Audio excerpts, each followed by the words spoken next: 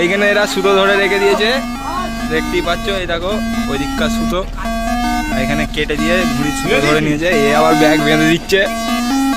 এইখানে আমাদের set up তৈরি হয়ে গেছে, দেখতেই পাচ্ছ ঘুড়ি ওড়ানো। দেখো দেখো গাইস, এখানে সুতো বেঁধে সুতো কাটার ধান্দা চলছে, ব্যাগ বেঁধে দিচ্ছে সুতোয়। দেখতেই পাচ্ছ ঘোরাচ্ছে।